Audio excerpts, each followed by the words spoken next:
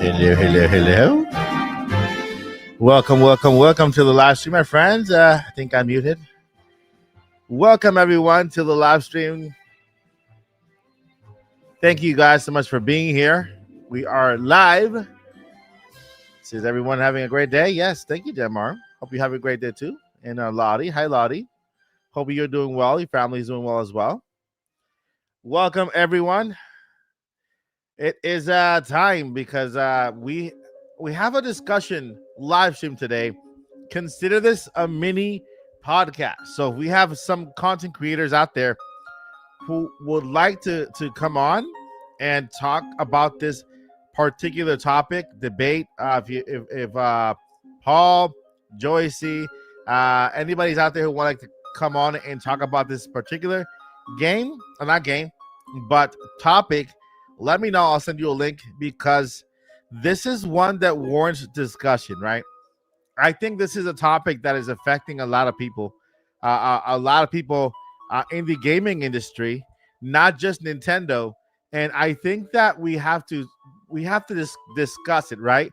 There's a lot of difference of opinions everywhere when it comes to the pricing of the Nintendo Switch 2 games, right? And so I think that it's finally time, now that we are in a couple of months in towards the Nintendo Switch 2's life, right? The console was dropped on June 5th, and so I think it is time. It is we're halfway through September. We just came out of the Nintendo Direct, and so we have no other planned presentations for this year. We have some pricing that was dropped on this Nintendo Direct, and so yeah, I think it's time for us to discuss the pricing of video games. I think we're gonna also bring this up during the podcast this weekend because it's important that we break it down, as important that we have our pulse on the industry, and also most importantly over our fellow fans of the Nintendo games, right? I have an opinion. The audience has an opinion. There's a lot of opinions everywhere, right? And so tonight in this podcast, in this live show, we are going to be talking about just that. The pricing. The question is, are Nintendo Switch 2 games too expensive? This is not pertaining to only the video games, but we're talking about the pricing of Amiibos, accessories, and so on. At one point, Nintendo was the more affordable way to get into the gaming world, and somewhere along the line, Nintendo became the poster child for raising the prices on video games. And so, yeah, it's important to talk about this, to discuss it, right? And to, of course, through it all, make sure that we respect each other's opinions and we value each other's input. Because at the end, that is what it's all about open discussion. When we talk about it and when we discuss it, we put out there our worries and our thoughts out there, and we have somebody else kind of, putting their thoughts and their worries onto it. We create a good atmosphere of discussion, open conversation, and we can come up with the solution, right? Only through conversation, only through open discussion, only through the ability to freely state your opinion without having somebody throw you stones can we get further along in the conversation and maybe get somewhere. All right, so if you are just joining us, wherever you are joining us, we have we're live streaming on X, we are live streaming on YouTube, we are on Facebook, we are on Twitch. So wherever you are, you hit that like button, hit that heart. I would really and wholeheartedly appreciate it. If you have not followed the channel yet, or if you're not subscribed to the channel, make sure to do so. Follow the Instagram, not the Instagram, the X account, follow there, and also subscribe to YouTube. If you are a supporter of the channel already, there are 3 things you can do that could really help us on the channel. Number 1, of course, like this stream. Number 2, comment. And number 3, share. If you share this live stream, that it'll reach further and farther, if that's the word. So thank you so much for being here. Lolly says I blame Furukawa, and you're not too far. You're not too far from that, Lolly. You're not too far from that because that's part of our discussion today. So I like that you're also kind of looking at the right way to kind of see all this stuff here. Um, let's go ahead and quickly go over the chat and then just do a little bit of shout out here from our friends. If you like if you like a shout out, go ahead and leave a comment. You can leave an emoji or comment in the chat, and I will go ahead and shout your name out. So let me see here. I'm gonna go over to our streaming platform. No matter where you are watching from, I should be able to see you here. So if you leave a comment there, I can go ahead and give you a shout out before we go into our topics for today. Again, if you are, if Joyce, either Paul, Nate, anybody out there who would like to join the discussion, we're talking about Nintendo Switch 2 pricing. Are we having is it too expensive right now? And we're going to be discussing this in just a minute before we go ahead and do some shout out. We got here Bicentennium saying we here. Thank you so much for being here. We got Glenn. What's up, Glenn? Pokemon Fan 34 is here. We got Blue Link is here as well. Thank you so much for being here. We got Jan Mark. Jan, how are you doing? Hope you're doing good. Also, Lottie, how are you doing? Great to see you here. We got let's see here. Chris Lee is also in the house. Welcome, Chris. We got let's see here. Alma. Hello, Alma. Thank you for being here. Randy Parker is also here. Hello. We got let's see here. I can only see the names of people who comment, so that's why Dream a Lil Mo is here. Thank you so much for being here. Welcome to the stream. I am so glad you guys are here to spend some time with me discussing this. I was gonna make a video on this, but I prefer to leave it for the live stream, just because in a video it's a one-sided conversation. In a live stream, we can communicate with each other, right? I can see what you guys think right on the spot. We also got King Paco Nintendo Lover. I love that name. Shout out to you. We got Robbie Vandal as well. Thank you so much for being here. Let's see here, going down the line.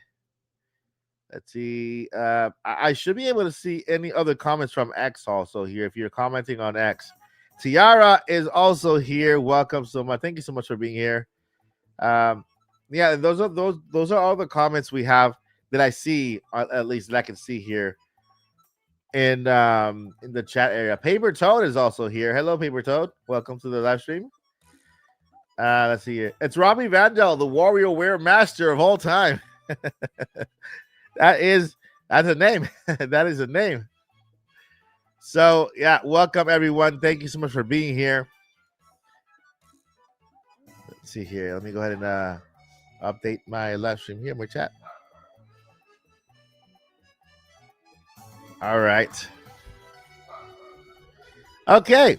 So first, let's go ahead and go over the problem, right? Let's go over the issue at hand. Okay. Let's go over the issue at hand. So right now, there is a conversation happening on YouTube. There's a conversation happening over social media on X over the pricing of Nintendo video games, right? And specifically Nintendo Switch 2 video games, and whether they are too expensive or not. Okay, and so this conversation is one that is I would have to say complicated, because of course there are difference of opinions around. Everybody has a different opinion, and I have to say that this opinion has to do a lot with, well, one's personal wealth, one's personal income, right? Can I afford to purchase this video game, right?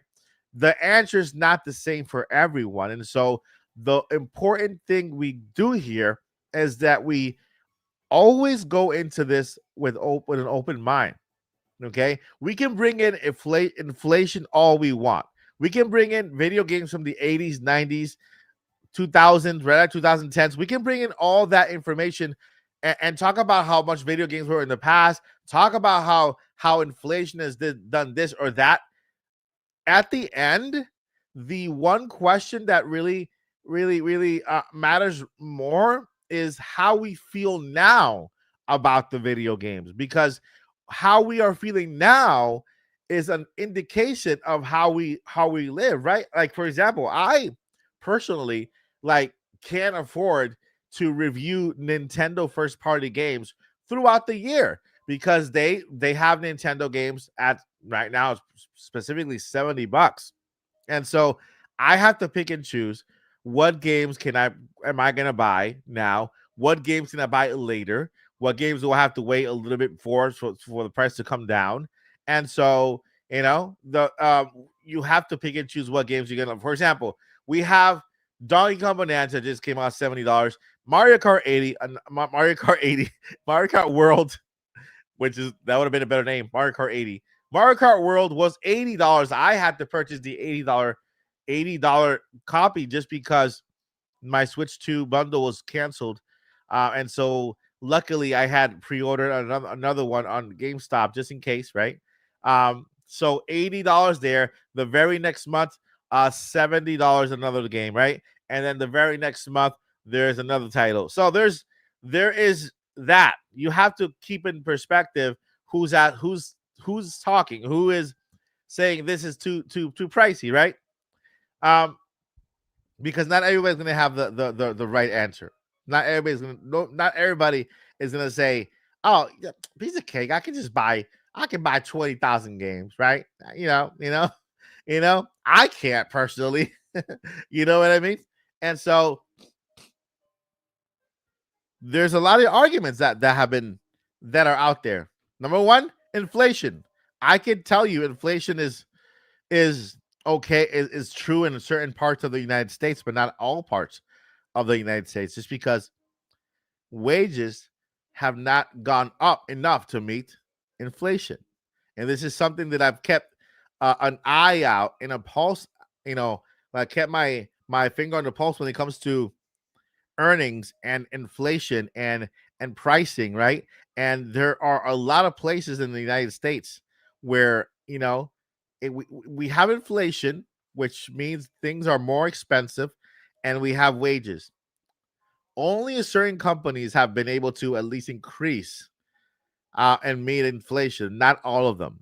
There are people who are still making the same exact money as they did before inflation, and that is a no-no, right? And so, you know we just have to keep everybody in mind when talking about that. Let's go over the pricing that we have now. Again, we have Mario Kart at $80. Let me go ahead and share the Nintendo website. Give you guys a straight source to view at while we talk about this. Nintendo.com. Nintendo.com.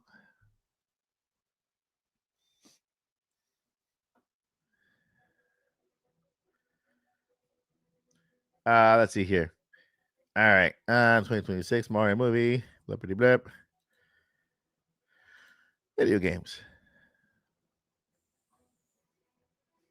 Okay. Let's say Nintendo Switch 2. Okay. And let me go ahead and share my screen here. Extra camera, no. Share window. Okay. I think I'm going to go over this one. Or this one. Or that one. Or this one. Or that one. Maybe this one? Or that one? Let me go ahead and just make one. Let's see if I can make a better one. Okay. Get that one. And I'm trying to make one of these things here. Okay. Put that here. And then we add another one. There we go.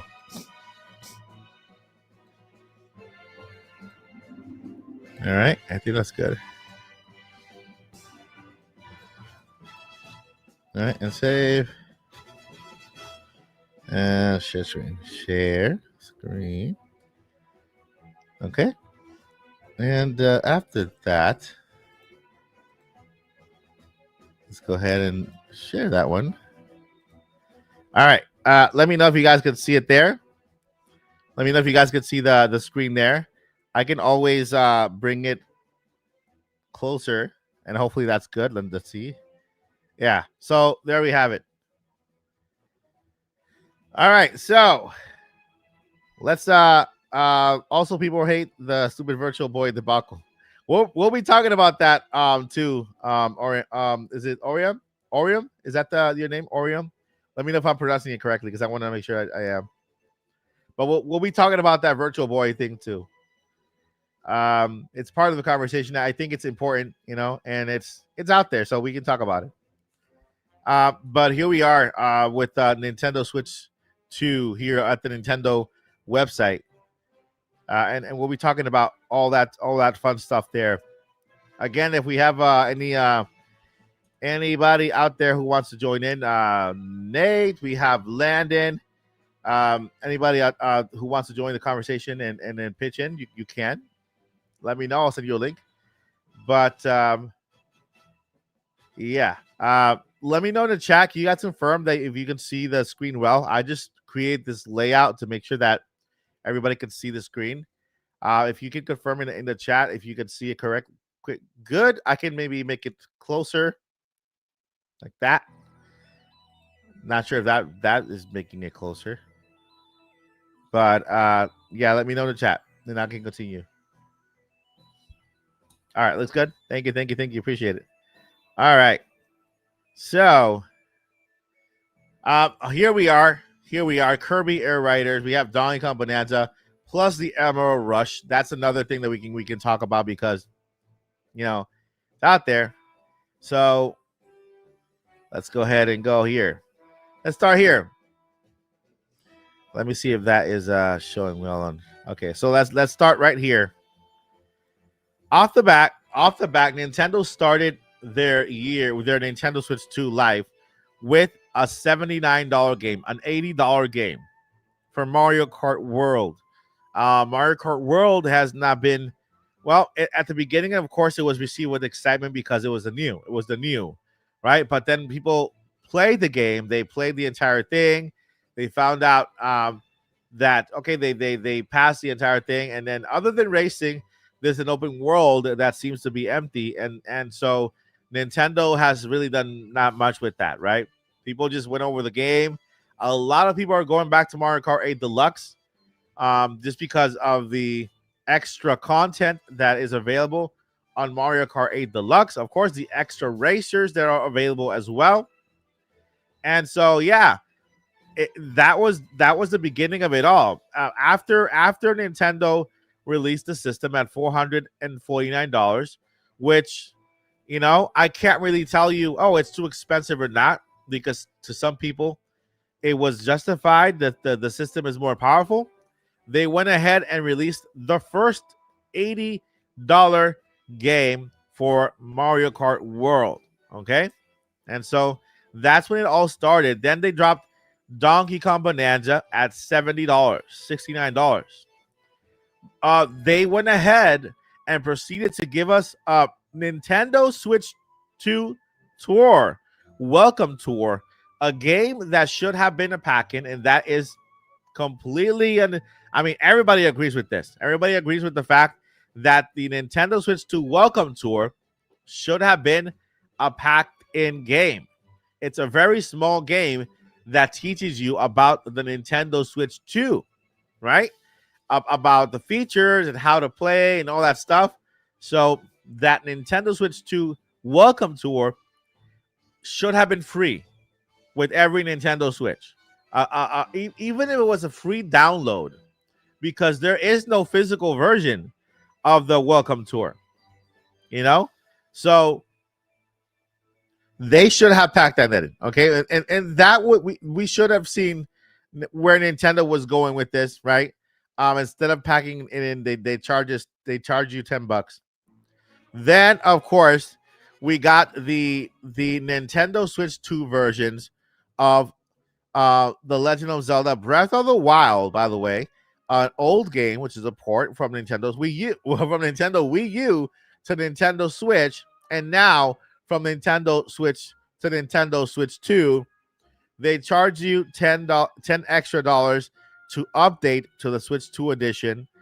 If you are buying it straight on Switch 2 for the first time, then that made it a $70 game, a $70 game, which again, you see the pattern for Nintendo or the new low for Nintendo Switch 2 games, right?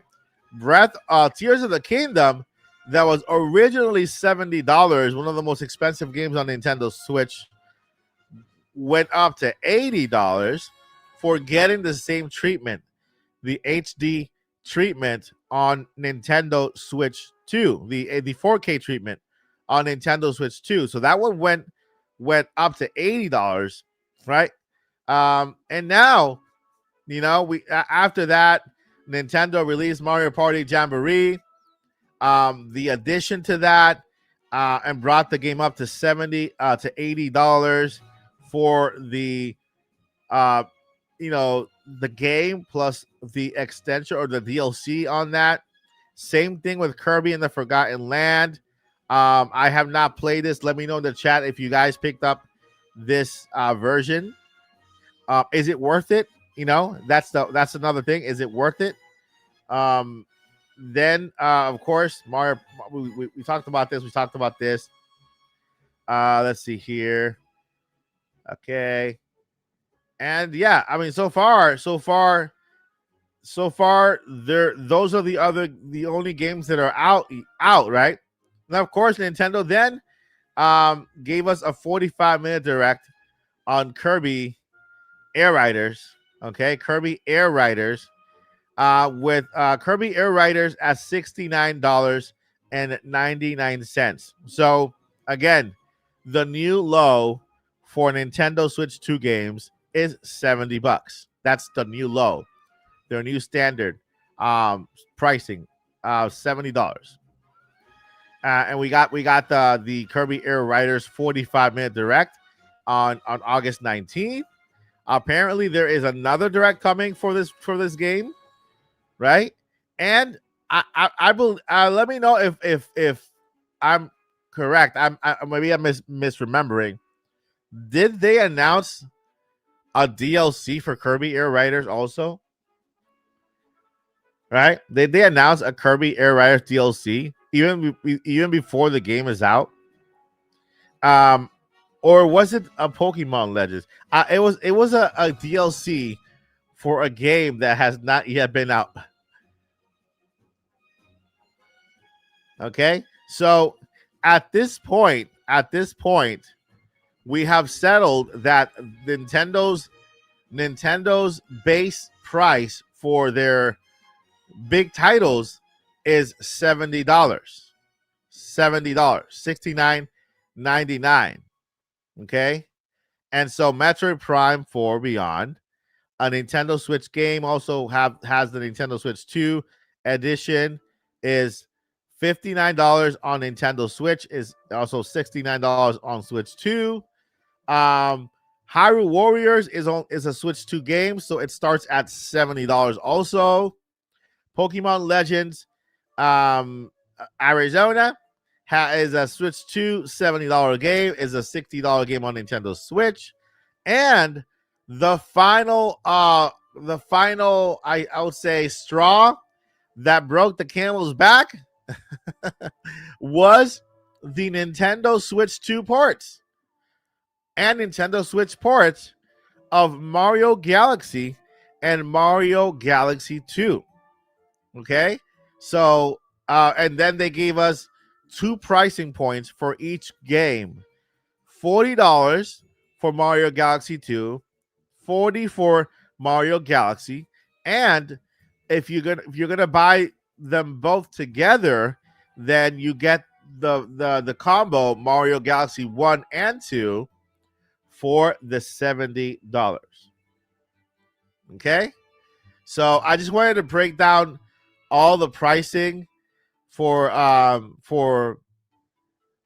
the upcoming titles. Um let's see here. I don't think there's anything else here that I missed when it comes to the titles they announced. Let me know in the chat if there's anything else I missed. And we will get into accessories and amiibos in a little bit. Okay. So we'll get into accessories and amiibos in just a little bit.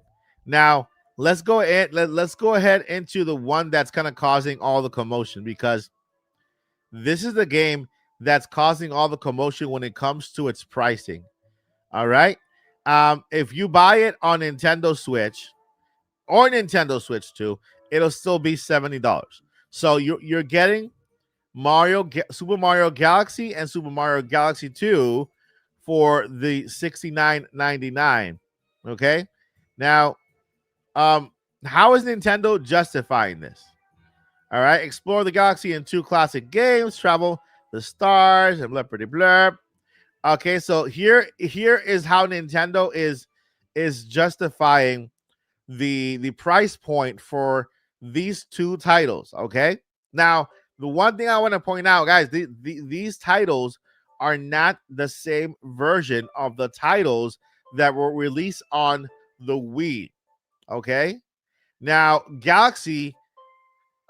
even Galaxy is not the same version that was released in the 3DS All Stars edition. And so we're gonna go ahead here and talk about why how are they justifying this, right? It says it now even with more fun. Get the scoop on the new features and enhancements for each game. So there are new features and there are new enhancements for each game. All right, so Great Galaxies. It says with enhanced resolution, 1080p on Nintendo Switch, okay, and 4K on Nintendo Switch 2, improved UI, so the UI has been improved, extra storybook chapters, okay, so there are extra storybook chapters, a new assist mode, and more. Super Mario Galaxy and Super Mario Galaxy 2 are now out of this world. And let's see here. And more. Super Mario Galaxy and Super Mario Galaxy 2 are now out of this world. So they've added extra content. They've improved the UI. They improved the resolution. They said that for the Switch 2 edition, they even updated the models. The models are the little character models here that we have. So I'm sure that once that game is out, we'll have comparisons out, right? Obviously, we will see a big difference between the Switch 2 edition, the Switch edition, and even the 3DS All Stars. 3D. I'm sorry, not 3DS. 3D All Stars, and even the Wii U. I mean, the Wii edition is the original, and that was like at 720p, maybe 480p, right? So HD came out with the Wii U, so that one was probably like at 480p, which is like a really low resolution. The visuals, okay, so the visuals for the game enhanced at 1080p on Nintendo Switch and 4K Nintendo Switch 2 with a free update. So at least you get a free update on Nintendo Switch 2. They're not going to charge you for that. I mean, they're probably already charging you for it. But instead of giving you, there's probably, free update and improvements to the on-screen menus and UIs. Now, when I believe that what they say menus and UI interface is because, for the Wii, you needed the motion controllers to kind of point at it, right? Even with the Wii U, even with the Nintendo Switch 3D All Stars, the 3D All Stars version, you still have to use the motion controllers on your Nintendo Switch controller, on your controllers to kind of lead the stuff. So I'm guessing there will be some kind of quality of life improvements, so that you can play better with your Joy Cons or with your Pro controller. Moving on, assist mode. Now, a new assist mode makes the game a little easier with additional health and recoveries from falls. A good option for beginners like me or more casual players. So there's a brand new mode that goes into assist mode. So, believe it or not, guys, I know this is just a feature, but in order to give us an assist mode, you know, they had to go back into the game and code and build something from the ground up so that it works well, right? Assist mode helps you out by increasing your life, bouncing you back from falls. So if you fall, it'll bounce you back to where you fell from. It's good for the kids, right? And more. So there's more that they're not mentioning here from assist mode. You can change the game mode at any time with the plus mode. So now choose your adventure. At least we are getting to pick whether we want to buy Galaxy or Galaxy 2. If you purchased the All Stars and you still own it, then you don't have to get Galaxy this version unless you want the updates for the quality of life, like the menu updates, controllers, all that stuff. Um, you can just go with Galaxy 2, and or you can just, of course, if you're a big Mario fan, you want to get them both in physical form, right? Just for collection purposes, then you can also get that. But I can see why this game you know could ruff a few feathers when it comes to the pricing, because it is no matter what they did to it, they updated they updated the frame rates, they updated the resolution, they updated some models, so it's more in tune with Metroid Prime remaster than anything else. So, um, Metroid Prime remaster on Nintendo Switch was $40. It was $40, right? Let me know in the chat if I'm correct. I'm just going off the top of my head. Metroid Prime remaster for Nintendo Switch was $40, right?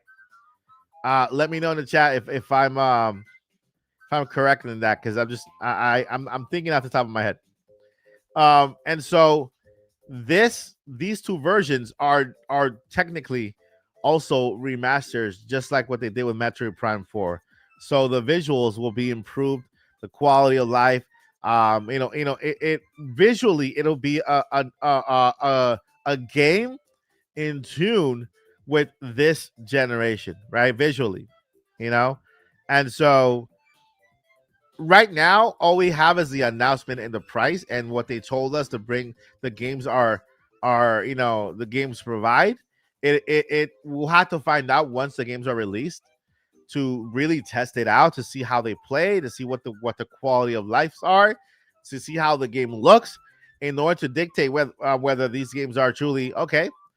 They're $40, um I've also heard that on the Wii U eShop, Mario Galaxy was like $10, right? And so I can see that, because what they were selling you was the 480p version of Mario Galaxy. The Nintendo Wii versions that were so far from HD. You know what I mean? And so, yeah. Um, but still, the that's basically the argument, right? Um, I have to say that at least for Super Mario Galaxy and Galaxy 2, with all the improvements, for me, this is for me, right? And again, listen, we don't have to agree on this, right? We don't have to agree on this, and it's okay because I can understand. I can also learn to understand why for you it might not be, but for me, $40 a game individually are with the improvements added as what I see, and my opinion can change right after I play it, right? But for now, I think they are a good price because we're getting a $40 remaster price, right? I'm calling it the remaster price. Metro Prime 4 was a remastered game, and so it got the remaster price. The remaster price for Nintendo Switch games are $40. That's the set remaster price, right? I don't know why they went $60 with Luigi's Mansion 2. That was also remastered, right? It's an HD port. Um, but this, I would say, these two games, I would say are to me, I think they have more value than Luigi's Mansion 2. That might be a hot take, but Galaxy 2 by itself, Mario Galaxy 2 by itself, I see it with more value than I see Luigi's Mansion 2. And Luigi's Mansion 2 was $60. This is $40. Um, so you know, there's a lot of ways we can view this in regards to this Mario Galaxy 2. We're talking about we're in the bubble of Mario Galaxy 2 right now, right? For me, Mario Galaxy 2 and 1. Like I said, I just started playing Mario Galaxy 2 on stream the other day, right? I didn't play the game just because um because of my eye condition, the game kind of made me a little dizzy when I was just changing through the planets and the camera movement. I feel like I've grown a little stronger on that now. And so I'm starting to play that game again to see if I can actually get through it. Um, but yeah, at least for this game, let me know in the chat what you guys think. $40 for a remaster version of Galaxy 1 and Galaxy 2, each $40. And of course, if you buy them separate, if you buy them together, you save $10 and there's 70 instead of 80, right? Could have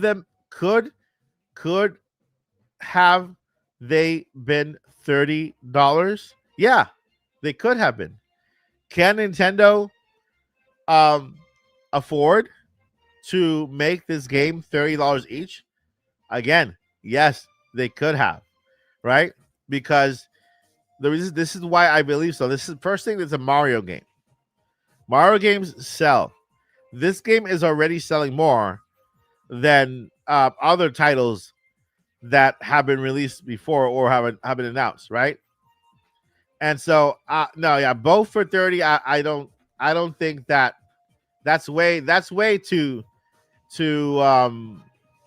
trying to get Nintendo to sell us a 4K remastered game for $15 is asking too much when we got the Nintendo Switch 2 um demo thing for like $9, right? I think that they could have gotten away with $30 per game, not $30 for both of them. When we're getting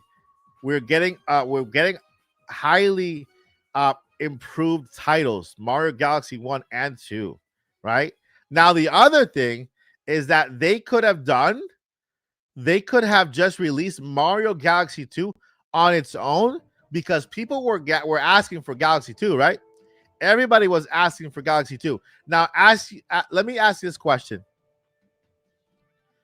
Would the discussion for this game being the price that it is would have been different if Nintendo would have only released Mario Galaxy 2 at $60?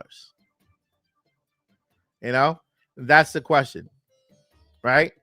Would have the discussion because I mean Luigi's Mansion 2 at 60, $59, right? And the same thing could have said was been said by then, and it was because I don't think I think that Luigi's Mansion 2 maybe was like 30 or 40, you know. And I agree that Nintendo can maybe afford to bring down the prices, um, because because of one single factor.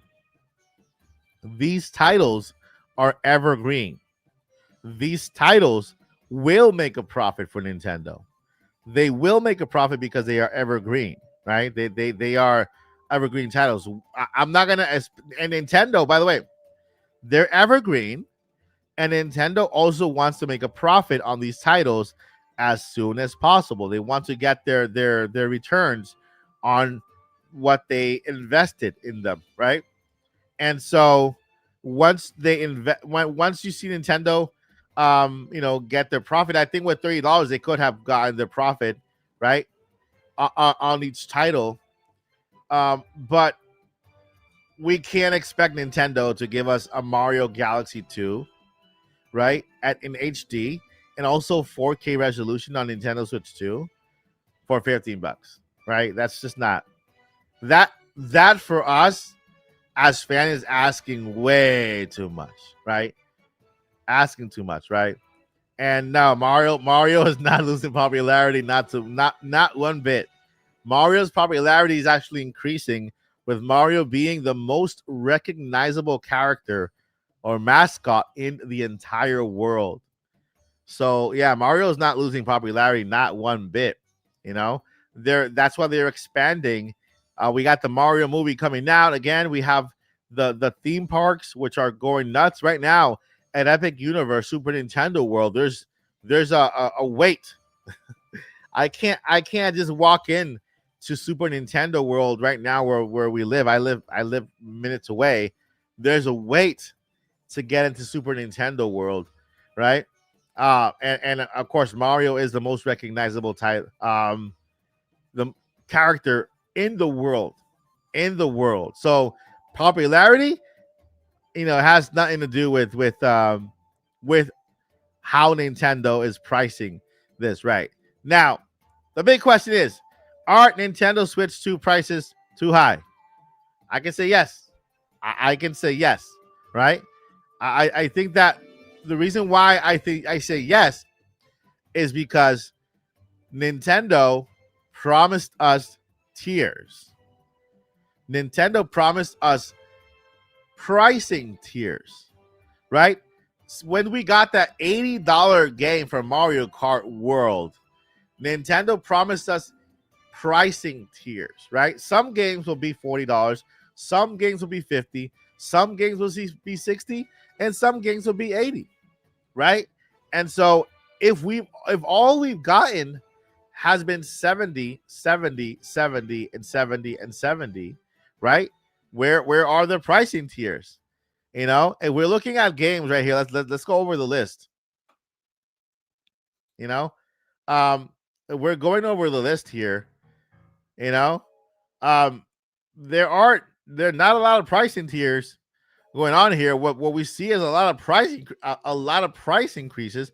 I personally would put Mario Tennis Fever at a lower tier, than Donkey Kong Bonanza. I would not price Donkey Kong Bonanza and Mario Tennis Fever in the same category. Of course, Donkey Kong Bonanza is a much bigger game, requires a lot more development time, right? It's a massive game, and then the tennis, anything sports has to be in a separate tier. It can't be in the same tier as a mainline Mario. Now, if they release a mainline Mario and it's also $70, then where are the tiers? You know what I mean? So that's one thing that Nintendo. So I am not afraid to say they're failing to really make clear for the fans.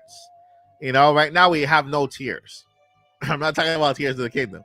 I'm talking about as in pricing tiers.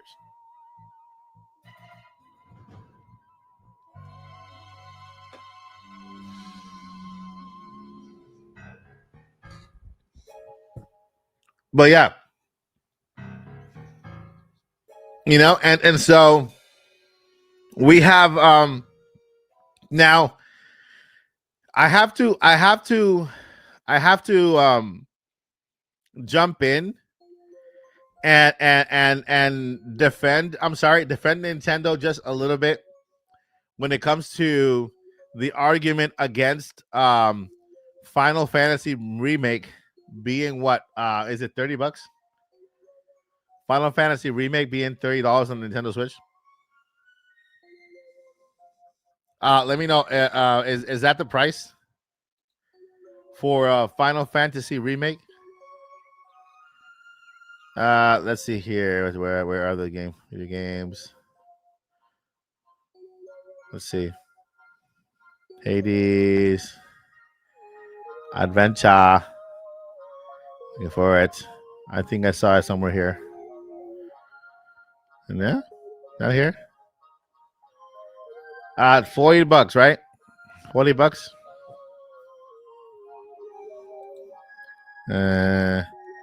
Let's go over to the Nintendo Direct Racing. I wonder why they're not. Okay, show more games, please. All right, let's see here. They should be here. Okay.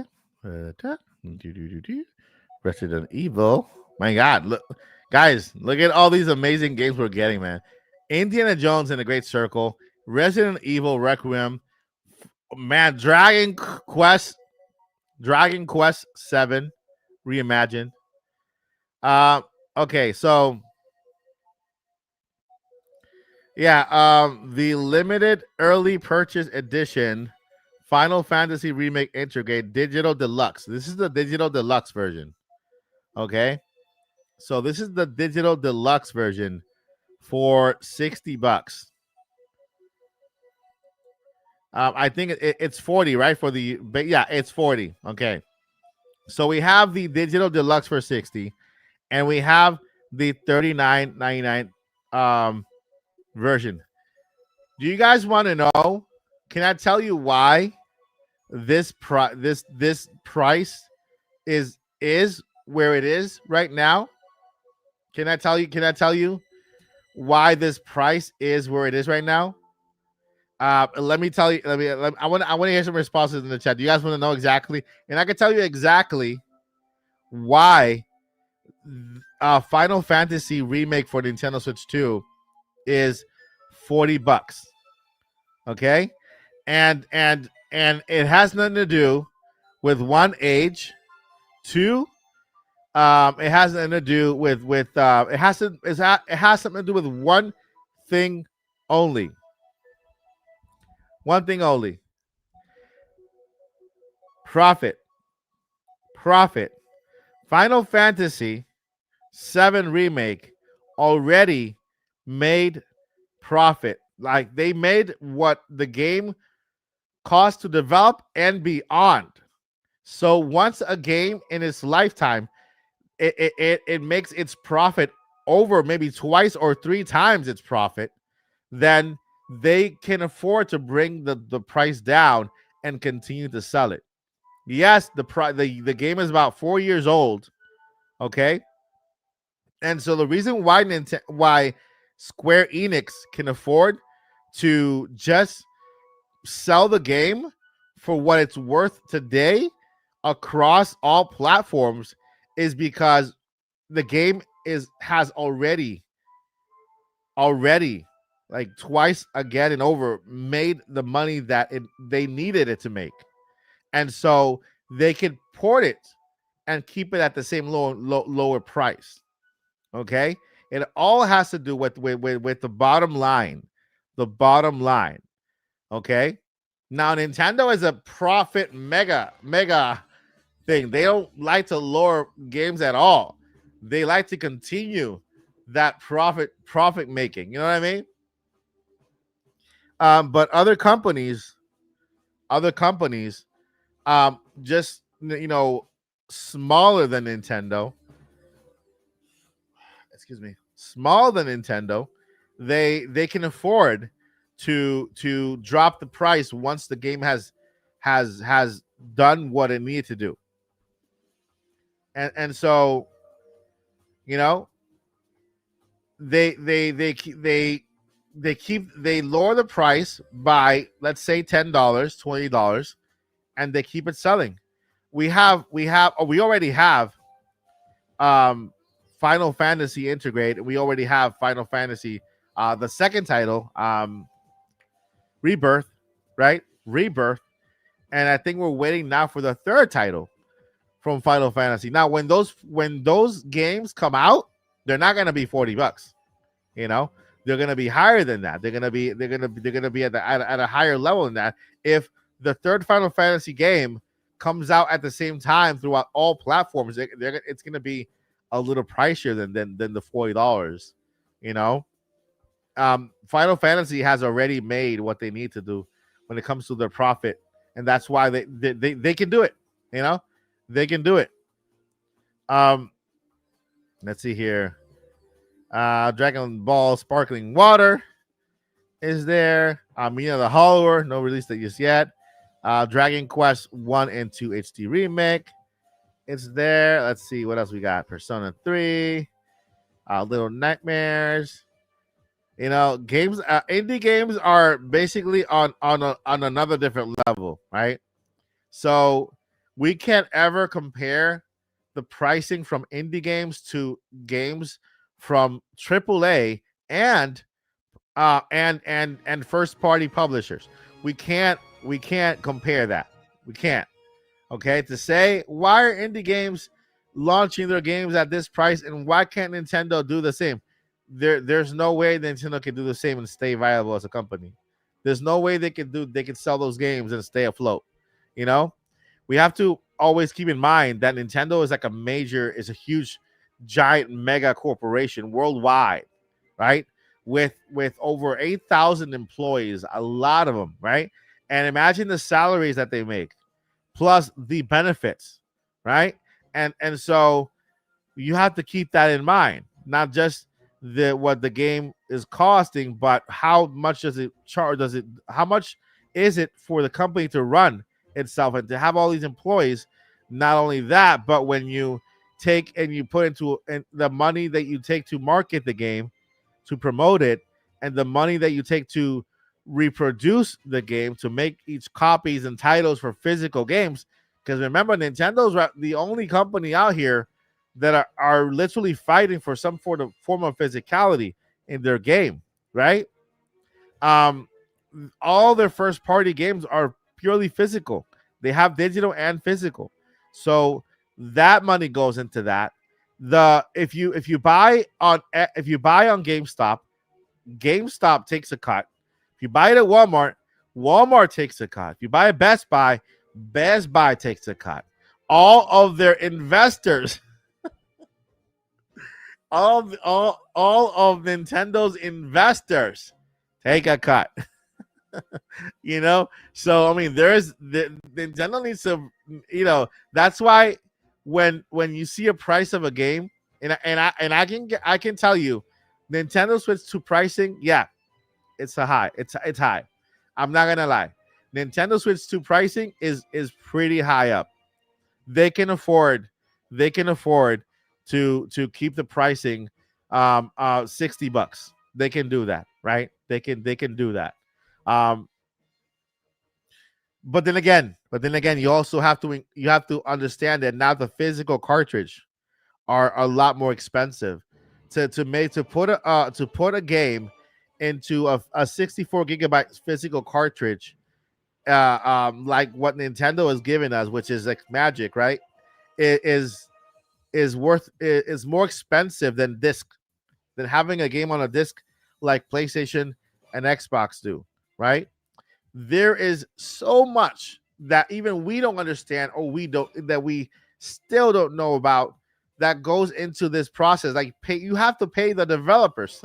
you know each developer that makes the title, also the director, everything. Like, there's a chain of command and a chain of developers and designers and third party companies, to work, and make all this possible, right? And now on top of that, you have theme parks. On top of that, you have movies now, you know. So It's always good to have an understanding of the whole picture behind one title, behind one game, and so that we can step back and say, okay, you know what, this is a bit pricey here. They can afford to make it lower, but I don't think they can afford to make it that low, right? There has to be a limit that at least us as fans we can say, oh, you know what, you're right. They can't make it that low. They can't go that low because they need to pay people. They need to, right? Um, so now let's go to the hardware version. Hardware. So video games, they can, they I agree. They can maybe afford. I get, but this is the thing we don't have the whole picture. We don't have the whole picture of what's going on behind the scenes. Of course, the tariffs have a lot to do with it. If Nintendo were to open a plant in the United States and develop their systems here, right? Just have a plant where they can build their systems here. They can completely bypass those tariffs and have no tariffs whatsoever and sell their games here. And I believe there are some talks going on specifically on that side front too, that they might open a plant in the United States in order to bypass those tariffs, like a lot of other companies are doing now. Other companies are coming to the States and opening plants up in order to bypass those tariffs. And so that way they can sell directly from here. There's a lot that they can also save, right? When it comes to the shipping and all the logistics of it. But here we have another device. This is called the Virtual Boy. The Virtual Boy is right here. Virtual Boy for Nintendo Switch 2. How much does it cost? 99.99. Is it the same as the Virtual Boy from back in the 80s? I was there. I played it. I played the Virtual Boy when it first came out. I was there. Okay. Don't diss.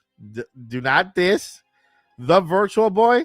I personally am attached to it because of it, because of I used to play this with my cousin. My cousin has passed away. He's no longer with us. He passed away years ago, but I remember I played this with my cousin, and so this has a special meaning to me. That Virtual Boy. I remember when I went to Sears, right? I went to Sears, and I was walking down down like the aisle, and all off to electronics. They had the Virtual Boy just standing there for people to play. That was the first time I encountered it. That was the first time I played it. Did it hurt my eyes? You bet. Did it hurt my neck? You bet.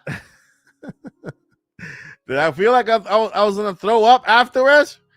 You bet. And so, to me, when I saw the Virtual Boy being announced, that kind of brought memories. And I understand you have to be so old to be able to kind of make this something that's wow. I remember when I was a kid, right? You have to be a certain age, and apparently I am that certain age to find some nostalgic value with Virtual Boy. I played Virtual Boy. I enjoyed Mario Tennis and a whole bunch of other games that were there. Um, so I understand how this is not for everyone. You know, we have Doge with the super chat saying VR technology is very expensive. More news at 11. That's hilarious. Thank you so much for that super chat. I appreciate you. And yeah, we have to make I should start a news program like that with all the pump and dress up and have like the green screen with the weather and Nintendo. VR technology is very expensive. More news at 11. It's hilarious. But you know, is this too expensive? Yes. This is this is this expensive. It is this is expensive. Okay. Am I going to buy it? Yes. Yes, they hit their market. Not everyone's gonna buy it. Trust me. It's okay if you dislike it because we know you're not gonna buy it. It's okay if you love it because we know you're gonna buy it. Nintendo's not expecting this to sell a lot. This is an NSO product. This is for Nintendo Switch Online. How many of you own every single controller for NSO? Raise your hand. Raise your hand in the chat if you own every single controller for NSO. I mean, I own one right there. I haven't even opened it yet. Like, if you own every single controller for NSO, raise your hand and say, "Hey, Mike, I own every controller for NSO." So Alma says, "I only have the NES controller." Light Blue Squad says, "Nope." You see? So this is okay. It's not for everyone. This is an NSO product. It's an accessory. And so, yeah, one thing you can bet your bottom dollar is that there are going to be third party accessories for Virtual Boy. So if you don't want to spend $99 on this piece of plastic, you can eventually buy another one where you can put your Nintendo Switch, and I'm sure it's gonna be about 10 to 15 bucks. It's gonna cost about 10 to $15, maybe 20 bucks for an accessory that might look exactly like this or a little bit different, just so they don't have to, pay copyright laws or whatever. And it will work just the same as this. Why? Check this out. This is what I got here. This is the Warrior controller. I got the Warrior controller that is like a replacement for the GameCube controller. This is a different accessory, not the same one from Nintendo Switch 2. Switch. I also have the Warrior 2 there, but it's an accessory. It's an accessory. It's $99. And okay, so the other reason, let me see if I can find it. The other reason why this accessory is so expensive. Let me see if I can find it. Okay. Let's see here. All right. For use by children 7 plus, parents should supervise while playing. Paid Nintendo Switch Online membership sold separately. Nintendo required purchase apply. Available all not available in all countries. Virtual Boy for Nintendo Switch 2, Nintendo Switch, and Virtual Boy cardboard model for Nintendo Switch 2 and Nintendo Switch are required to play the Virtual Boy. Nintendo Classic Collections and Games. Let's see. Expansion pack membership required to access Virtual Boy. Nintendo Classic Collections of Games. But I wonder if I have any information here. I mean, there's not going to be any information on here because it's just a box. But let me see if there's anything in the box that can, anything in the box here.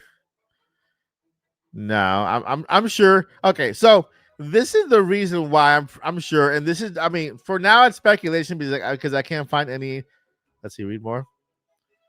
I can't find anything here. The package contains a Virtual Boy, Switch 2, and Switch accessory, a stand, a Nintendo Switch and Switch 2 attachment, an eye shade, a lens cover, Joy-Con or Joy-Con 2 controller required. What I think here is that this piece of plastic is made in China. And so the reason why it's so expensive is because China has the highest tariffs ever. They have the highest tariffs, you know, and so that's why I think this thing is so expensive. This piece of plastic. But again, remember, just give it a while.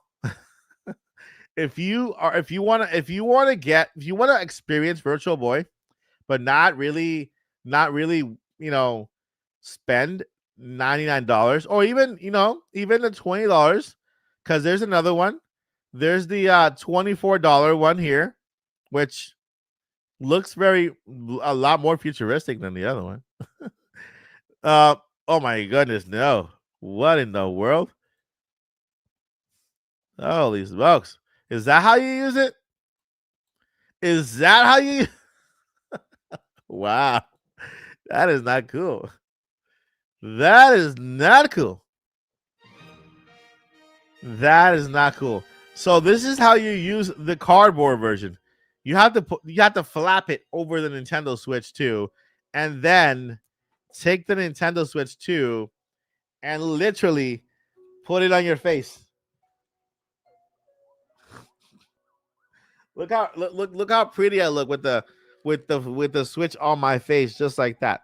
This is you with the cardboard box playing Virtual Boy. Imagine when if there's any type of game that requires you to shake while you're doing that. You know. Hey Matt, happy birthday! Hope you had a great birthday. Happy birthday. So 25 bucks for yeah. I mean, it looks like a box of chicken. Looks like a box of chicken. Like a it looks like a box of chicken. Yeah, I can open a flap, get some wings, fries. So I mean, that is the thing. Now this yeah, that I'm not even gonna lie. That is expensive. That's expensive. Can I give you an option for that? Watch, look.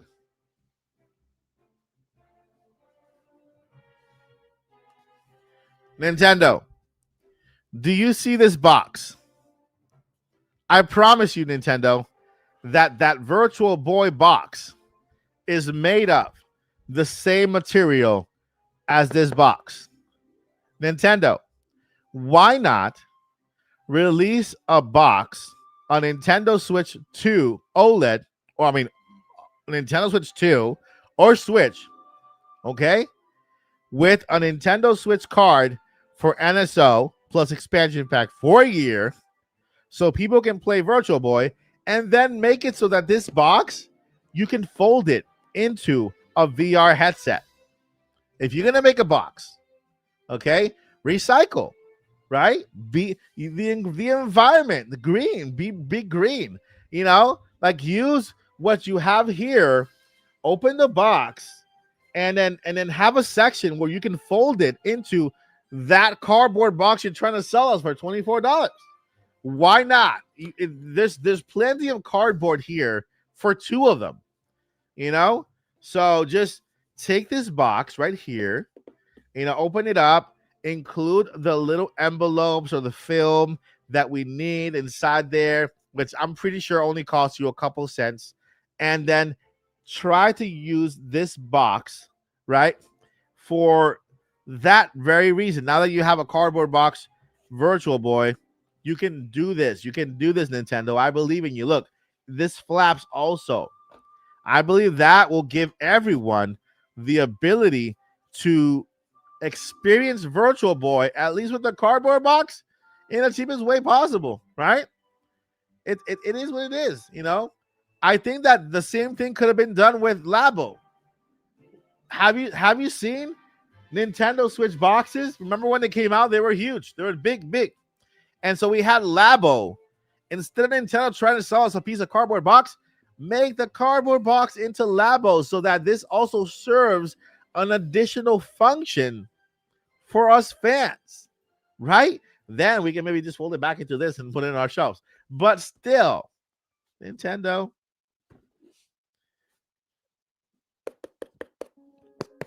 Recycle. You know, recycle.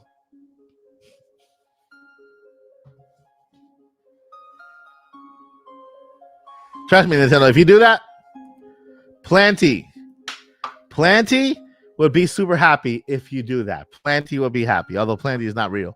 But plants around the world will be super happy. Okay. All right. And we don't have to have this. We don't have to have this, Nintendo. You know, you'll get good PR. You get good PR. You don't have to pay for PR. We are your PR. And then people will praise you for being green and good for people. Actually, that's a good idea. That's a good idea. Make a video and teach people how to make their own VR headset out of the cardboard. You know what? I'm going to do it. I'm going to do it. No, I'm going to do it. I'm going to do it. I'm gonna teach people how to make their own VR out of the cardboard box from the Nintendo Switch, because all you need to buy is that little film that goes in front, and it kind of gives you the perspective, so that you can get the, you know, that's a good idea. So I'm gonna do it. I'm gonna go ahead and then open the box, design it, and then make it turn it into something, and let you guys know where you can find it. That's a good idea.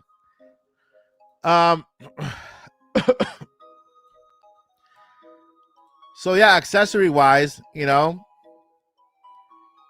again, the I really can't condemn or say anything about the amiibos, because the amiibos are all made in China, and so the only reason why the amiibos are $29 instead of 15 is because of the tariffs.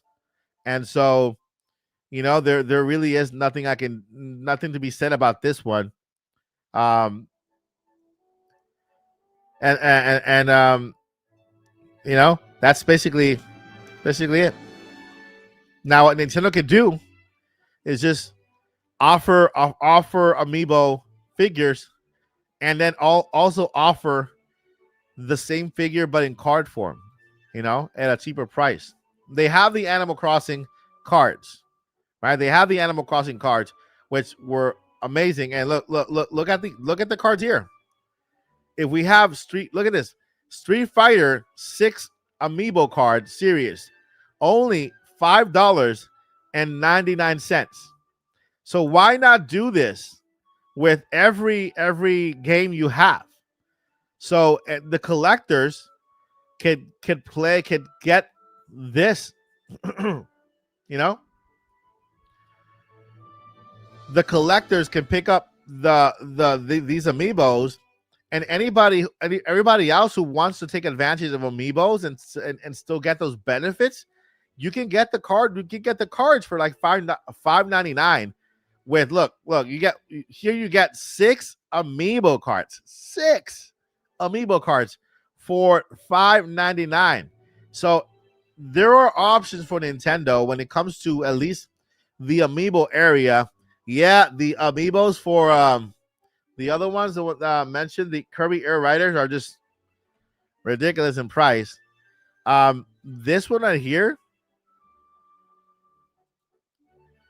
this is a starter pack. It has 22 cards in it. 22 cards in it, okay, for $39. Now this is okay, because you got 22 amiibos for $39. You know, let's see here. Okay, we got the Street Fighter amiibos. If you buy the actual amiibo, some of them are $40, some of them are 30. Tears of the Kingdom amiibo are $30 each. So the Nintendo amiibos are all $30 here. We have amiibo for Zelda Link's Awakening, although that's not Link's Awakening Zelda, at $19.99. We have Duck Hunt amiibo. I need to get this one. Super Smash Bros. This one is $19. We have some more Smash Bros. Amiibos here. Zelda Tears of the Kingdom amiibo. But these amiibos were released before. Let's see here. You said the Kirby amiibos, right? Kirby amiibos were. Let's see. All right, so we have the Kirby Amiibo here. This is for, I think this is the Air Rider one. Is it? This one is $19. We have the Meta Knight Amiibo, $19. The controller, but I'm sure that there's a Kirby Air Riders one. Let's go ahead and look at it. Kirby Air Riders. Let's go ahead and look at this one. So we have the game at $70, and then we have the Amiibos that they interchange, right? They interchange. Here they are. Let's look for them. All right. Okay, Kirby and Warp Star, and the Banana Waddle Dee and Wingstar. That Metroid one is so nice. There's no pricing here. Come on, Nintendo. Man, but look at this Metroid one. Holy smokes. Oh, by the way, the reason why the Amiibos are more expensive is because they're bigger now. Somebody told me they're bigger. They're almost double the size. So they serve as Amiibo, and they also serve as like a little statue. Check out the lineup. Let's see here.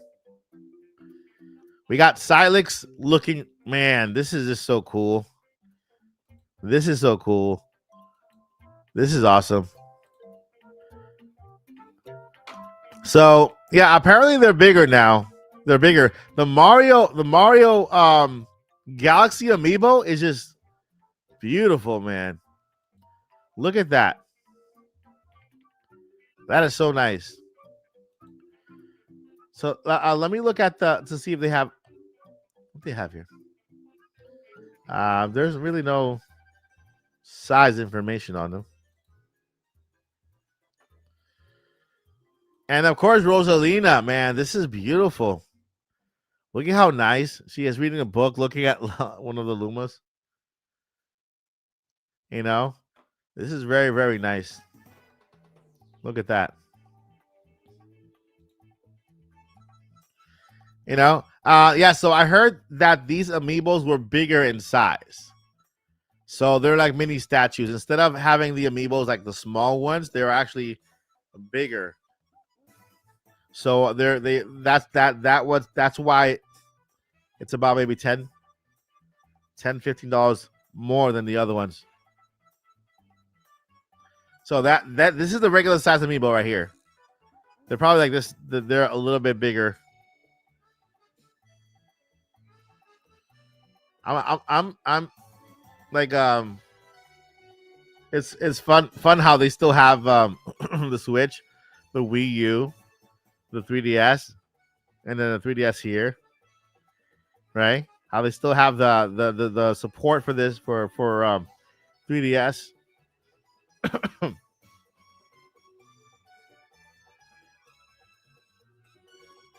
So here are all the new Amiibos. Holy smokes! Look at the Metroid one. You see, this is a statue. This is a massive statue Amiibo. Look at it right here. That is just beautiful. See, this is not a regular size Amiibo. This is a statue Amiibo, like kind of maybe like this, kind of this big, like this big.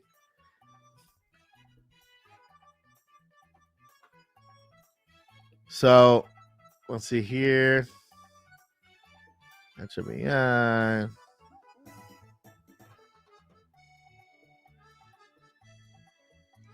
figures. Yeah, there really is no information about. So the motorcycle is called Viola. Viola, that's the motorcycle's name. Viola. I wonder if it has a mind, if it talks, if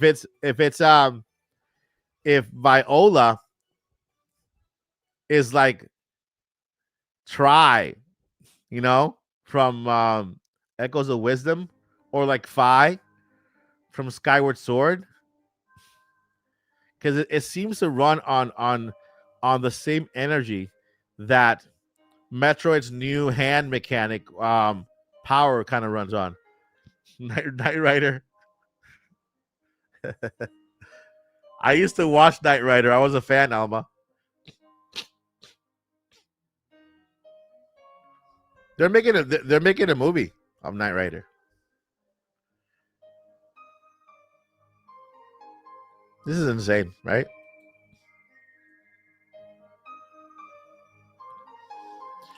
And so, yeah, with amiibos, that's the reason why they're pricier is because of where it's a Tron bike. It is a Tron bike.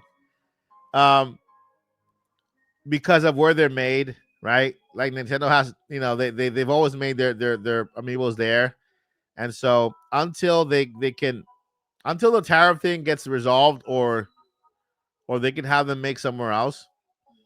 If they can have them make here in the United States, I'm sure they'll go back to about like $15 each. And so, yeah, at least for that, the accessories um are basically that. They're made in China. Tariffs are really in the way of that. That's the reason why they have to increase the pricing for everything. They have to increase all the pricing for all of the accessories. Let's see here, hardware, accessories. So yeah, as you can see here, the controllers, they went up to $99. The the Pro controller went up to $89. This this cheap camera is $54. I don't recommend it. The controller for the GameCube controller, $69. I have it there inside the box still. The wheels are $24. The case is $84 and it's sold out. This to me is bonkers. This case, there are very good alternatives out there already. And still, the Nintendo one sold out for $84. It's insane. You know, the grip, $40. One Joy-Con, 50, 54.99. The little mouse adapter thing, $15. If you want an additional dock, that's $24. Same thing with the charger.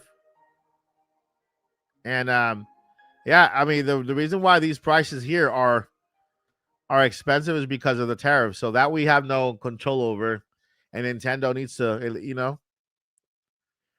But pricing wise for video games, I do agree. Prices are a little bit high, and Nintendo could wiggle with those pricings, and still make a profit just because these games are evergreen.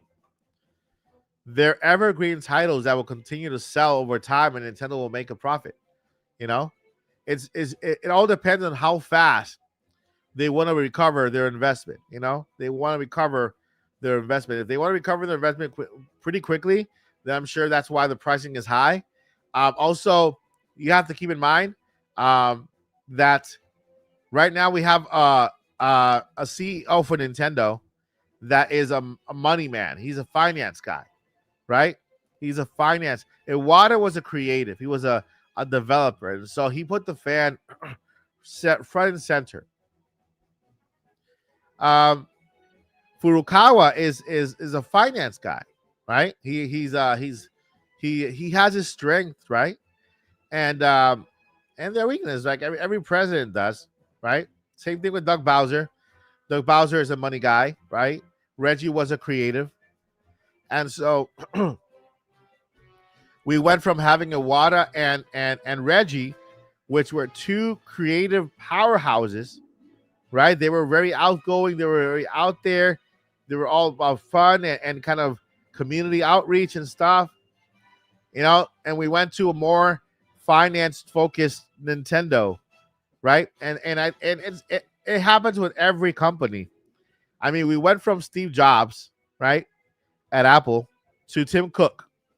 Steve Jobs was the creative type of visionary, looking forward kind of person.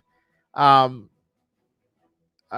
Tim Cook is a finance more like of in the now profit kind of guy, right? And it's not a bad thing since Tim Cook took Apple to be the first trillionaire company ever. And so it's not necessarily a bad thing. And right now we have more trillion dollar companies, but Nintendo Apple was the first because Tim Cook was a finance guy and he left them there. And if Steve Jobs were alive today, trust me, we wouldn't have the phones we have now. We would be so far into the future when it comes to tech because he pushed the envelope.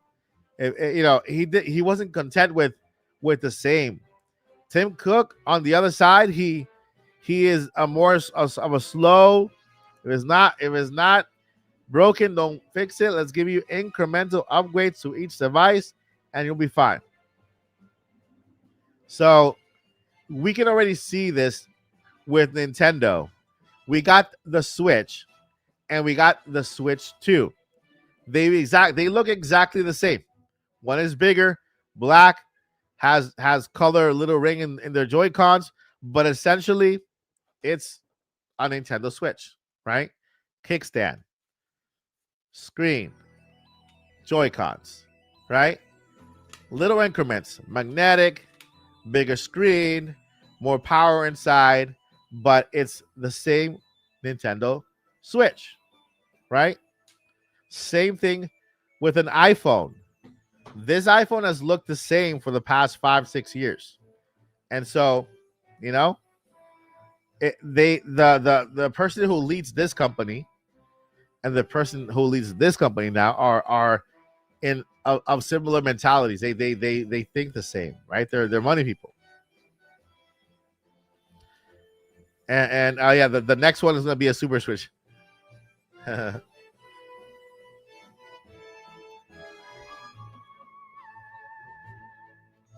Yeah.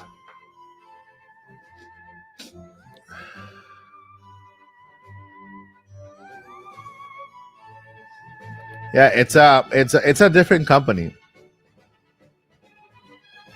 Yeah, Iwata was another person, and of course Reggie was a different person. And listen, let me tell you, right now, Furukawa and Doug Bowser, they're both great. They're both very great leaders, and I think they're the leaders for today. That's what it's all about. Iwata and and Reggie were the leaders for when Nintendo needed them to be leaders. From then, right? And Furukawa and Doug Bowser are the leaders for now because I think that with all the inflation and all the financial chaos going on in the world, Nintendo needed some finance gurus to manage that. I don't think Iwata could have managed the financial crisis as well as Furukawa because that wasn't his strength, right? That wasn't his strength at all. And same thing with Reggie and Bowser. It's crazy because you know it's like there's always a president or an owner of a company for a certain time, and when you look at the whole picture, it's like okay, I think that right now, Furukawa and Doug Bowser are doing the best they can to manage throughout this financial storm right now. At a later time, Furukawa and Doug Bowser will not always be the president of America and Japan on Nintendo. There will be more of them, right? And I think that for the times, having people that are business minded and they know the numbers, they can manage the storm well when it comes to how they manage everything according to how we're living today. You know, it just makes sense. It makes sense to have two people with that kind of mentality. Yeah.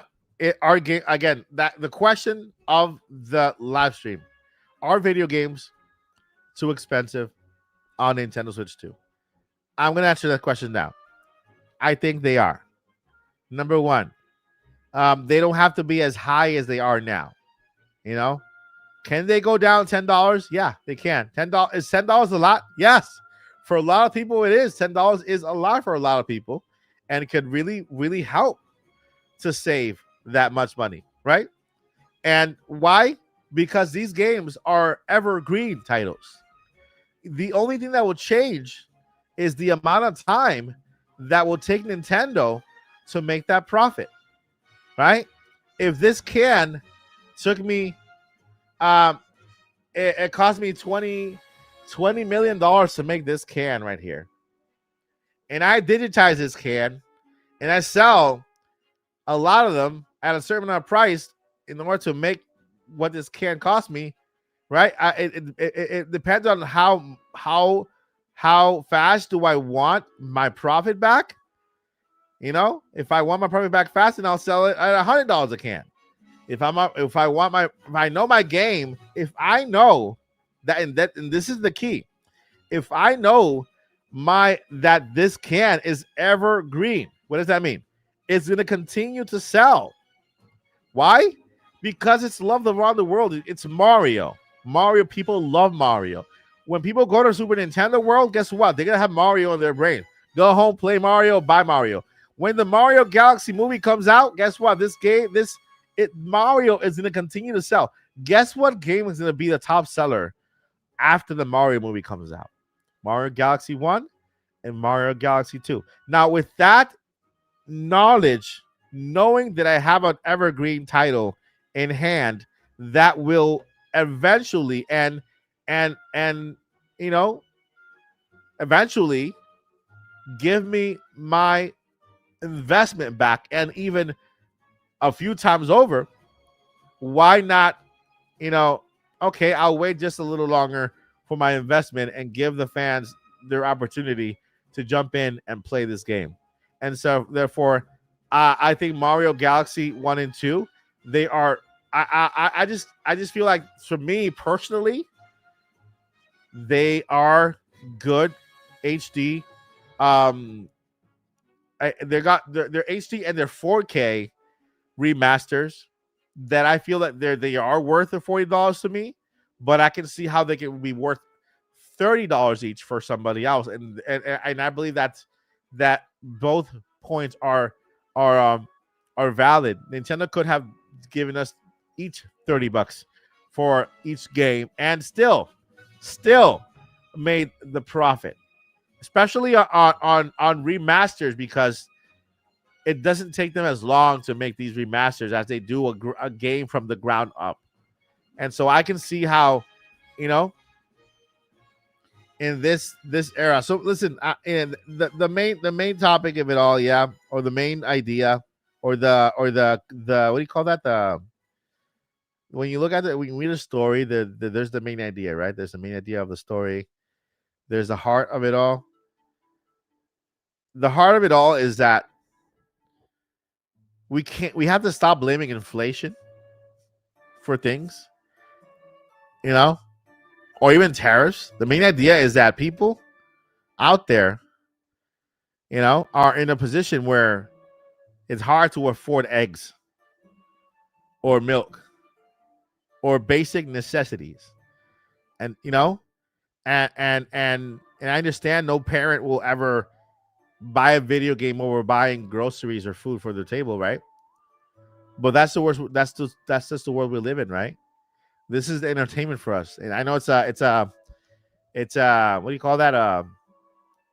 It's not a need. It's more like a want. Video games is more like a want, not a need. You need clothes. You need a roof over your head. You need food. You need people, who love you. You need companionship. That's what you need, right? This stuff is just we want, right? But in order to give a fair chance to everyone, I think it's important to include everyone. You know, to make sure that everybody can partake of how great Nintendo and their video games are. And this has to do with, and this I can also apply to PlayStation. I love PlayStation. I can also apply this to Xbox. I love Xbox and Steam. I love Steam. You know, it is what it is. It's in the eye. It's like beauty. It's in the eye of the beholder, right? It's in the wallet of the person. It's in the mind of a being. You know. So I think Mario Galaxy 1 and 2 are fairly priced. You think they're too expensive? Guess what? I agree with you because we all have opinions, and I think they're all valid to oneself, and that's what matters the most, right? I think the fighting online and the arguments over pricing and over anything like regarding this type of thing is not worth it. Not worth it. It's like I can agree with me that the games are fairly priced, but I can also agree with you that they could have been $30 for you to be able to better afford them. You see how I agree with me, my point of view, and I agreed with your point of view. And so if we come to an agreement, there's no need for criticizing or bashing each other or even because I've seen a lot of people just passionately go after another because they think that a game is, hey, if that game is expensive to you, then there's something that there's I can't really dictate, you know, what you might be going through. I can't judge that. I can't. I have to agree with you. If it's too expensive for you, that's your personal truth. And I'm not gonna go against your truth. It's your truth, you know? And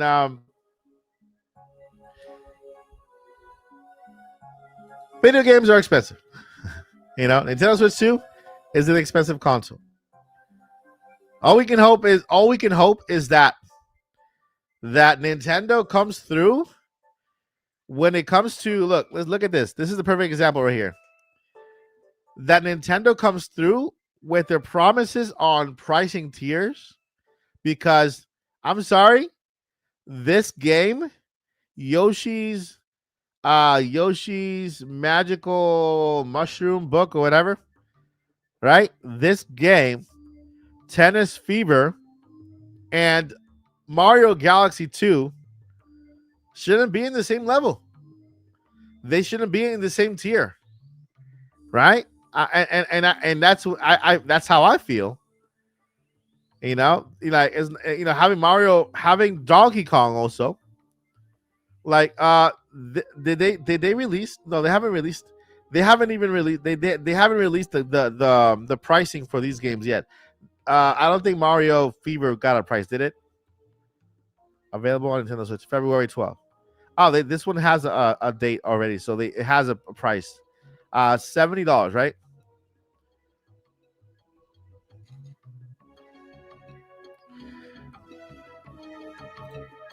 Let's see here.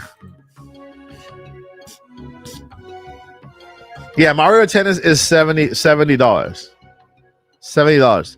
I would actually see that price at 50. I would see it at 50 instead of $70. 70. All right, let's do a quick Q&A on the chat. If you guys have any questions, go ahead and at Mike Odyssey in the chat, and I can go ahead and respond to your question. Let me go ahead and go back to the live stream here real quickly.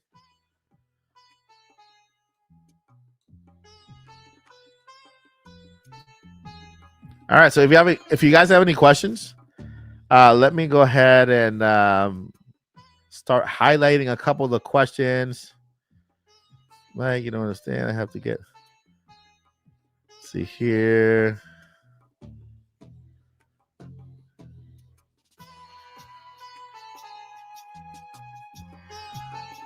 Let's see here. I'm going over the chat to see if I didn't miss any questions before, and I'm going to highlight them so I can answer them.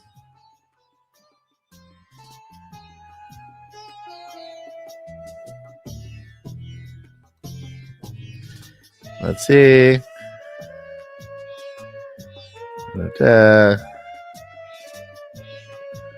Once I highlight enough questions, then I'll go ahead and start answering them.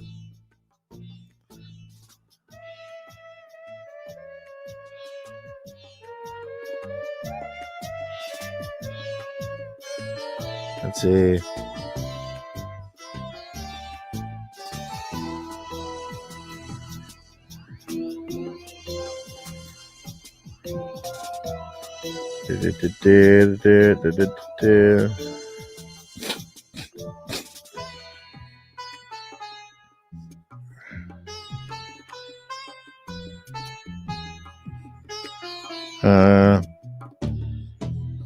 Okay.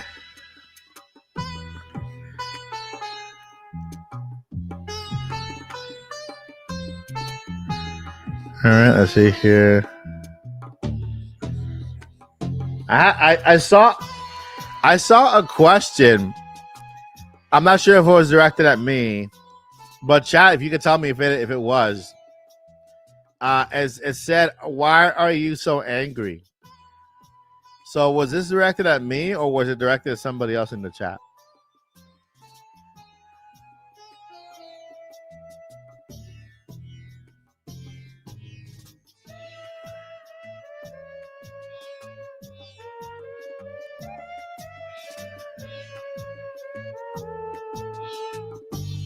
Let's see here. Graphics.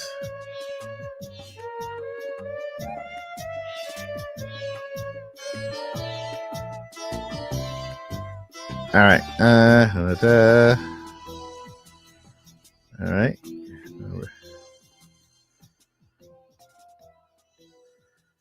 All right. Well, yeah, we got a lot of questions today.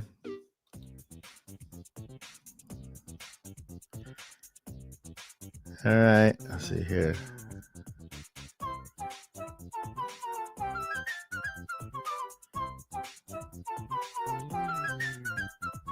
Let's see.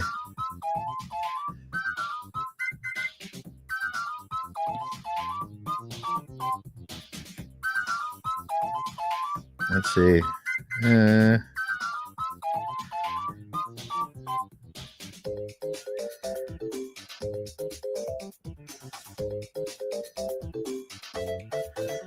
All right. I think I got enough. Let me see.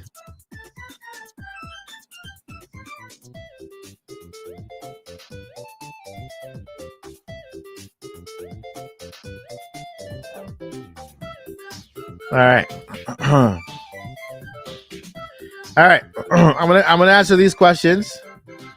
What's up, Michael? Welcome to the stream. All right, I'm gonna answer these questions and then I'll go back. We have 10 questions in there. I'm gonna answer these questions and I'll go back to the stream to the chat and highlight some more once you get in there.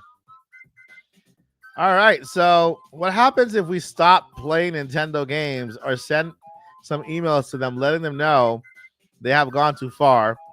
Well, that's a good way to make change. You know, it's like they say, you vote with your wallet, right?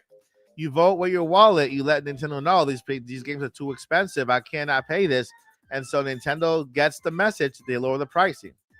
There's only that. That's the that's why we all say, hey, if you're upset with something, vote with your wallet. And if you don't buy a game because it's too expensive, then that sends a message out there. So, eventually they're gonna be like, why are you buying the games? We'll tell them, hey, this is too expensive. We can't purchase them. We can't afford them. Great question. We have here, do you think Nintendo should be eating the cost since they made a lot of money from our previous Switch models? I think so. I think they can afford to eat the cost on certain products, depending on the margins, right? Of what product they're selling and how much it affects, how much do the tariffs affect each product. They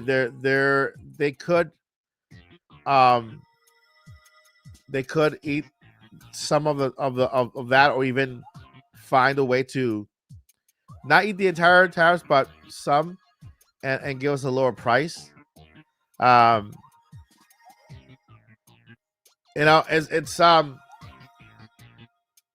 It's crazy because a lot of people blame Furukawa for it, but Furukawa is just the head. He has the shareholders to respond to, and at the end, we have majority shareholders, the one who have people who have invested in Nintendo by a lot, and so they're basically the real. The shareholders are basically the real decision makers in the end, because if Nintendo makes a decision that they don't like, they're sure to let them know.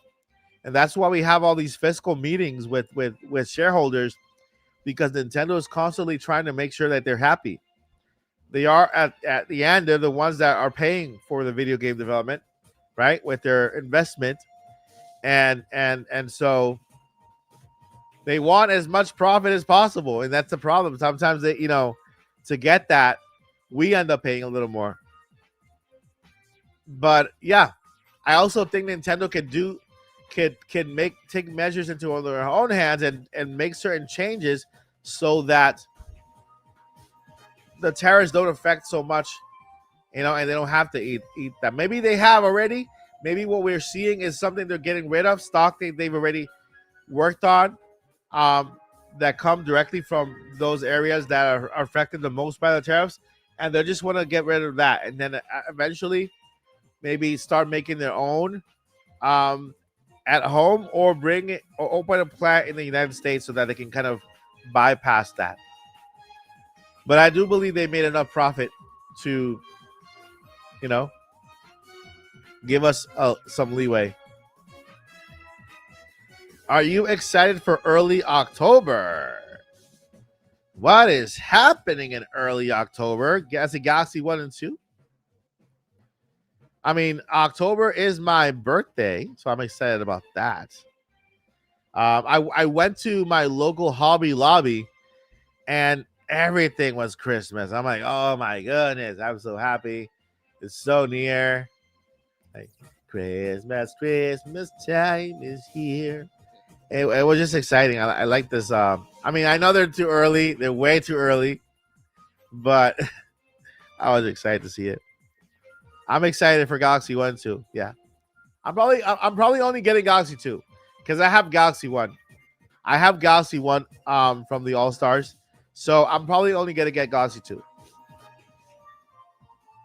And Galaxy 1 looks well enough for me already. It looks good enough for me. I don't have to get the 2. I'm only gonna pick up Mario Galaxy 2. I uh, I don't know when I'm gonna pick up the physical version. Probably just digital. I have the physical version of All Stars. But yeah, I'm excited. What is your overall opinion on Switch 2 after the direct? I'm very sore and disappointed. I can see that. I mean, I understand it completely. Um,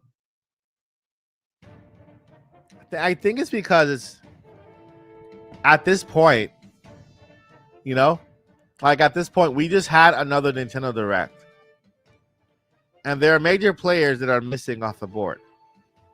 You know, like there are major players that are missing on the board for Nintendo. Um, During the Nintendo Switch, Mario Odyssey came within 6 months of the Nintendo Switch launch, right? 6 months after, 6 to 7 months around that time, and that was a big 3D Mario Odyssey. It was a big title. We had Breath of the Wild coming. We had a Zelda game. We had Mario coming soon. You know, and so this time around, it feels like Nintendo is leaning more or relying more on remakes, ports, remasters than they are on console pushing games, console selling games. Um, if we go over, let's say, let's go to press. You know, is that feeling of something missing, and I feel it too. It's not to say that the lineup we currently have is not great, because it is. It's amazing. It's fantastic, right? But we still feel that we feel that kind of emptiness a little bit. Um. So far for Nintendo Switch 2, like Switch 2 titles, we've had Donkey Kong Bonanza, Mario Kart World, Pokemon Legends ZA is a Switch game ported to Switch 2. Kirby the Forgotten Land was just DLC. Drag X Drive was just a tech demo, kind of. Mario Galaxy 2, 1 and 2 are ports. Hyrule Warriors is not a first-party game, but it's more like an addition to Tears of the Kingdom. Not a true, although it is canon. Maybe we'll find out when we play it. Kirby Air Riders, Metroid Prime Force. It's a Switch game, also coming to Switch 2. Mario Tennis doesn't feel like a big enough Mario game to fill the void. Tomodachi Life is coming later on spring of 2026. Yoshi and the Mysterious Book also later in the year 2026 spring. We got Fire Emblems 2026 Fire Emblem, Pokemon Pokopia 2026, Rhythm Haven Groove 2026. Splatoon Raiders has no release date at all. You know? So it does feel, it does feel like, let's see here. We got June 5th. 2, 3, 4, 5, 6, 7. Okay. By this time, during the Nintendo Switch era, at the beginning of Nintendo Switch, we already had a Mario Odyssey announcement and release date. And we had a Zelda, we had a Mario. Let me go back to Nintendo Switch. Nintendo Switch and tell you. All right. So by this time we had look at this. We had a Zelda, Breath of the Wild. We had a Mario Kart 8 Deluxe, right? We had a Splatoon 2. We had a Fire Emblem, okay, Fire Emblem, and we had a Mario Odyssey. Okay, so we had an RPG, we had a multiplayer game, we had a racing, we had an action adventure, and so it's like we had the 5-pack game that could make every single person in each genre happy. Platformers with Mario, they were happy with that. Zelda adventurers were happy. Racers were happy with Mario Kart 8 Deluxe. Splatoon, multiplayer. It was a brand new Splatoon game there. Happy. Fire Emblem RPG players were happy there. And Mario Odyssey happies were and then after that, Xenoblade Chronicles 2, Dragon Builders, the year then they continue to build from up from there, right? At this point, we don't have that. A core 5. A core 5 to start out the launch of the Nintendo Switch 2, which launch titles are anything in the first 6 to 8 months, right? Those are the games, the big titles, the big hitters that launch within the first 6 to 8 months. And we don't have that lineup, we don't have that big of a lineup. Everything else is coming next year towards the spring. And this year, when it comes to bigger titles, we have Donkey Kong Bonanza was a big title. Mario Kart World was a big title, but it's kind of fizzling out. So I can understand how you feel, and it's pretty valid. It's pretty valid. It's it's that's where we are now. And I think we need to. Well, wait, maybe next year will be a better year. Did you know Charles Martinet is 70 on Wednesday, Mike? Yeah, that's crazy. 70 years old. 70 years old. Man, I think it was a good time for him to retire. Do you think Super Mario Galaxy Collection will be successful remaster? Yeah, it already is. It's already outsold Kirby. Yeah, it already outsold Kirby Air Riders just with the Galaxy Collection, which is crazy. Let's see here. What do you think? What do you think of that direct last Friday, Mike? I think it was good. I don't think it was. I mean, did I miss a couple of games? Yeah, I did. Did I wish they were like okay? I wanted to see that big 3D Mario. I wanted to see. I mean, this is me. What my wishful thinking. I wanted to see something Animal Crossing related, even if it was Animal Crossing NSO. I was a little disappointed that we didn't get any NSO announcements. It was such a big direct that even Mario Sunshine could have been a great addition to Nintendo Switch Online. Mario Sunshine to NSO GameCube, Animal Crossing 1 to NSO GameCube. You know, it's Mario. Yeah.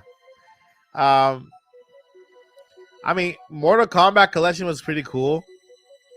The direct had its strengths, right? And it was good, right? A lot of people arguing because Fire Emblem closed the direct, but I'm like, hey, that's a big closing for somebody, you know. But yeah, NSO should have gotten some games, especially GameCube. We got wait. NSO did get an announcement. We got the Virtual Boy. We got the Virtual Boy. That's as big as it's gonna get. Virtual Boy. Prepare for. I'm not gonna say prepare for headaches because eventually, obviously, we're not getting the same Virtual Boy experience because remember the Virtual Boy is running on a Nintendo Switch and Switch 2. So the graphics are a little better. They're easier on the eyes. The original Virtual Boy, it was running. It was a standalone thing. It was a standalone hardware where with the computing of a Game Boy, you try to make 3D objects, which is crazy. With the computing power of a Game Boy, Nintendo tried to make a 3D object appear 3D, and so you saw this fuzziness and the red glare and the everything was kind of like hue and shiny and everything, and it was just like hit you in the face. At the same time, we were all impressed in the 80s, like, oh my god, this is so technology. This is so advanced. It looks so realistic. My eyes hurt, and everything is red right now, but it's so realistic. You know. But it was a good direct. How do you feel about how do you feel about Nintendo after the direct? Same as I feel now. Nothing changes. I mean, there were announcements that I was happy with, right? And if I can find one or two announcements that I'm happy with in the direct, then I'm happy, right? If listen, if Nintendo were to make me happy with all of the announcements, then somebody else will be unhappy because not everything that I like is that you like. So I'm happy that I found something for me, right? Even if it's not everything, I'm happy if you found something that's for you, even if it's one game or two. Then I'm happy that you found something for you. So, yeah. Who could tell me what theme song is this for?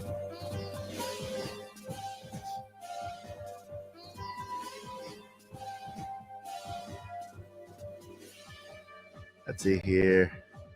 All right, let's go to last round of Q&A. The last round of a Q&A. I'm going to probably take about 5 questions. Last round of Q&A. Let me know in the chat if you are ready for round 2 Q&A. Just make sure to at Mike Odyssey, and also make sure to end a question mark at the end. If you do at Mike Odyssey and you end it with the question, okay, that means that you want me to read that question on stream. Okay. So make sure to at Mike Odyssey so I know. First thing, it highlights it when you at Mike Odyssey, and second, add that question mark tells me, okay, you have a question for the Q&A, and I can go ahead and answer it on stream. Let's see here.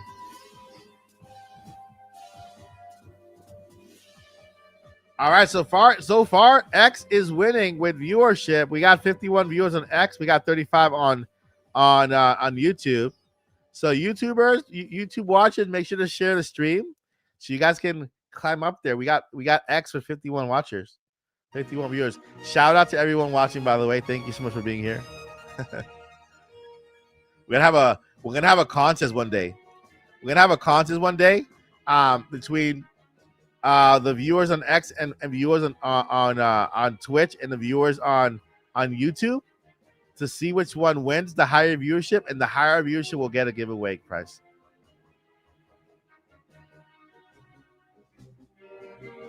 All right, let's see here.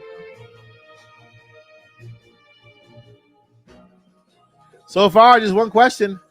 If it's just one question, I'm good with that too. If you guys have no more questions, it doesn't have to be about Nintendo Direct. It could be my opinion on any other title. I just released my first review of a game today on the channel. If you guys want to check it out, let me. I would really appreciate that. All right, we got 2 questions. I'm only gonna get 3 more questions, and then we're good. 3 more questions, and we're good. All right, let's see here.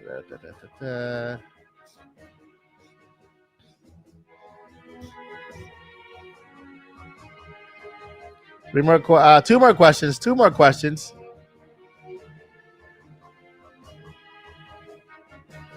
Thank you. You like the Ruffy Riverside review? I appreciate it. I am working on a bigger review for Donkey Kong Bonanza. I want you guys. I think you guys want to check out that one soon. I'm working on a review for Donkey Kong Bonanza.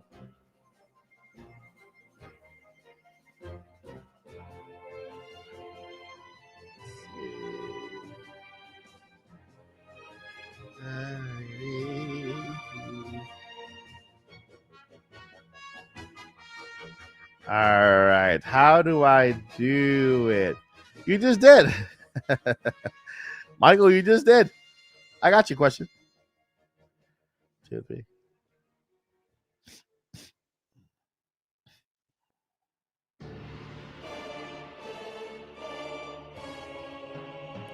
All right. I think we can go ahead and then answer these questions. All right. Next question we got here. Thank you so much for your question. 1 second. Let me go ahead and. What do you think about Dragon Quest 7 Reimagined? Like how it looks, I love it. That was a big surprise because I was expecting Square Enix to continue with the Dragon Quest HD 2D kind of type, right? And then they were gonna remake all the HD 2Ds, but I wasn't expecting a remake like they did with Final Fantasy 7. So that is awesome. That was fantastic. I remember we were talking about that in an earlier stream, and like, yeah, they'll eventually make all of them like HD 2D remake them, but this one they just built the game from the ground up with new graphics, and I think it looks great. You know, it looks great. I love it. I'm gonna pick it up and I'm gonna play it. I cannot wait. I might have missed this. Is the Galaxy One in the All Stars gonna be upgraded? Nope. That one's gonna remain the same. The one that's gonna be upgraded is the one that you purchase now. So consider Galaxy All Stars as one game, and then this version of Galaxy One as a separate game. So the Galaxy upgrade to Galaxy is because it's okay. So the Galaxy All Star is like an emulator that plays all three games together. So it considered that just one game, a special edition, and that will not be touched. This standalone version is the one that's going to be upgraded along with Galaxy 2. When do you think 3D Mario is happening? Man, I hope that next year. I hope that we get something bigger after the Mario movie launches. And well, Nintendo did say, I gotta say, Nintendo did say they have more announcements coming. Nintendo did say they have more announcements coming, and we do expect a Nintendo Direct to happen in February. Although February we have the Zelda 40th anniversary, but I do expect I still expect Nintendo to give us a Mario game in the first year of the Nintendo Switch. You know, at least hear from it. At least hear from the Mario. And so February, there's a Nintendo Direct happening in February. That one will probably cover Zelda 40th anniversary, and we will probably get hopefully Mario trailer, right? So hopefully by then.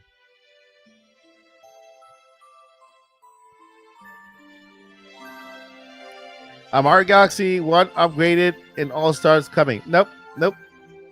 Not the All Stars coming. Not the All Stars edition. Only the standalone version.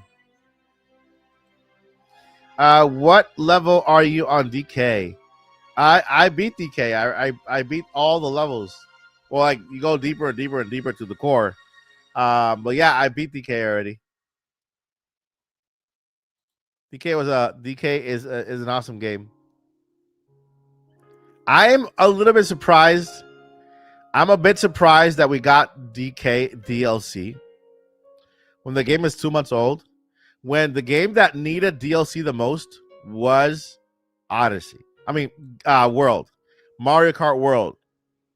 Mario Kart World needed the DLC more than than um than Donkey Kong did. I think Donkey Kong could have waited till next year to get it. You know, and it would have been fine because the game is already massive and it's only 2 months old. People are still picking it up, and I think Nintendo could have waited to drop DLC maybe in February and gave us Mario Kart DLC now, since that one needs it more, and I think more desperately.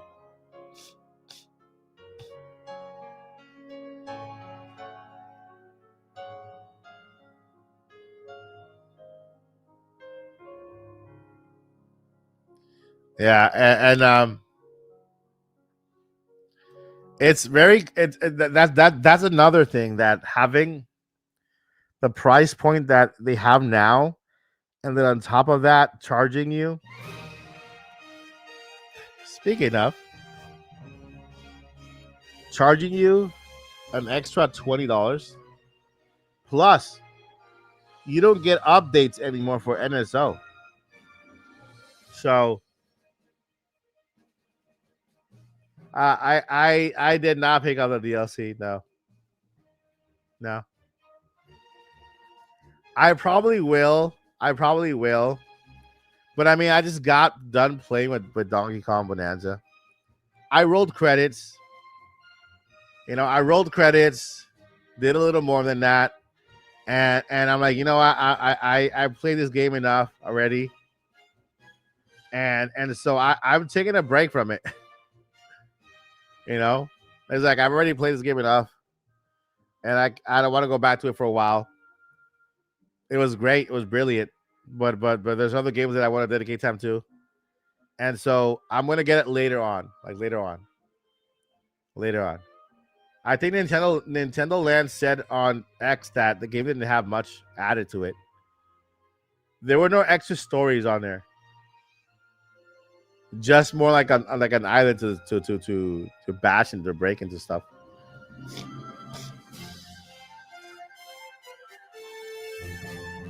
So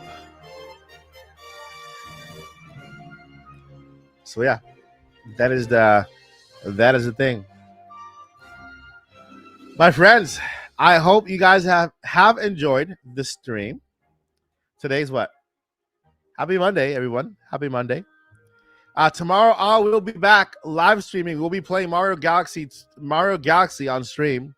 If you want to join us, I'll be live streaming tomorrow again at 5 p.m. Eastern time.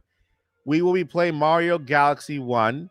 I've never played it before, so if you are a Mario Galaxy expert, please, if you could be here, because I'm going to use you guys as my guide. Because I haven't played Mario Galaxy before, so if you guys will help me, I'll get through the game. We can play together. I'll do it. I'll do it, and with your help, I will get through it. It's my first time playing through Mario Galaxy, and it'll be awesome. So thank you guys so much for watching. I'll see you guys in the next one. Before I let you go, I got two things I got to let you know. Let me set this up over here. That is not the thing. That's not the thing. Hold up. This one. Okay. So before I let you go, I got two things I got to let you know. Number one, don't give up. Never give up. Never. You know why? Because you never know. You give up today, and tomorrow could have been that day. Tomorrow could have been that day. Imagine you're giving up one day before that day. Imagine you're giving up 1 hour before that hour. You don't want to give up. You want to continue fighting and going for what you want, and you'll be good. And number two, journey on. The journey continues. Thank you guys so much for watching. I'll see you next one. Peace.